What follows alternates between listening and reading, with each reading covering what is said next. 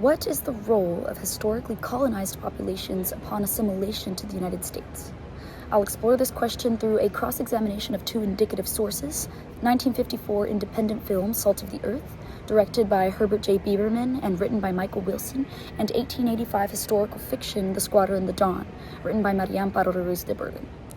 Salt of the Earth is an American neorealist drama that movingly insists on the urgency of solidarity and mutual aid among the disempowered working class through a feminist lens, simultaneously making a case for cooperation between the male and female spheres.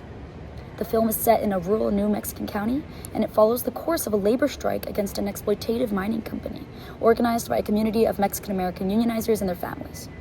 The unionizers initiate a daily picket line protest that persists for months on end, tried and challenged by the company's strict resolve not to concede to union demands. Outside communities donated toward the movement as it gained national attention, and the union rationed food so that the striking families might feed themselves for the period of unemployment. And without this element of mutual aid, the community never would have been able to outlast a multi-million-dollar company in their standoff. There's constant tension throughout the film between the male unionizers and the community's women, who are largely being discouraged from participating in the political affairs by their husbands, despite having many grievances of their own and just as strong a determination to resist oppressive authorities, if not more so than their male counterparts. Despite the mining company's increasingly threatening attempts to extinguish the movement, the unionizers rejected the women's support until they were left with no choice, following a cease and desist order for all mine workers. And with the men unable to continue marching, the women took over the picket line with more fever, unity, and optimism than ever before, even when facing rampant community leader arrests and physical disruption by means of weapons and tear gas.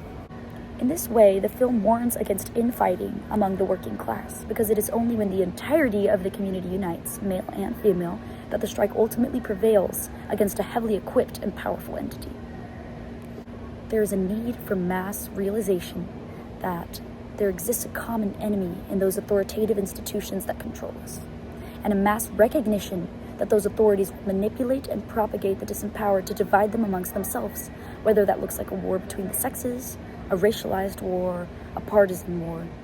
The real war before us is a class and colonial war. The Squatter and the Dawn illustrates the colonial legacy on American policy through the second-class citizenship of Mexican Americans following the Mexican-American War.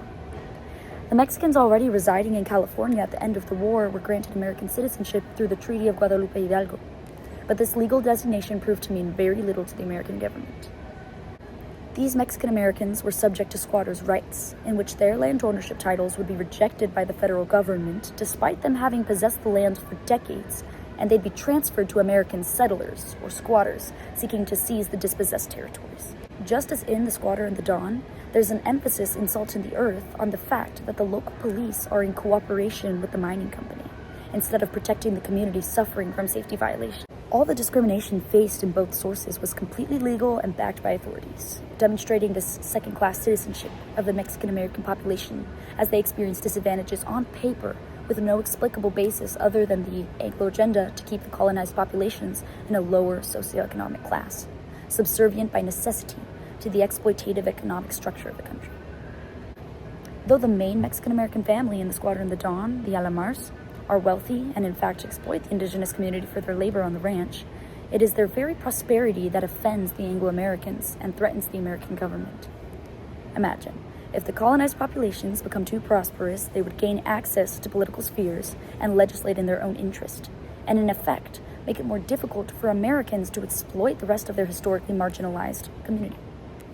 We circle the question: what is the role of historically colonized populations upon assimilation in the United States? It's labor. Labor that yields profits not primarily for the laborer, but for the ruling institutions and wealthy entities to maintain and expand their domain. Labor by the cheapest, most efficient means possible to maximize profits, even if that means risking lives and livelihoods. Disenfranchise your colonized population through disadvantageous policy, push divisive propaganda to keep them fighting amongst themselves so as to avoid any real threat of a united working class, and suppress efforts at mutual aid that may equip and enable their resistance.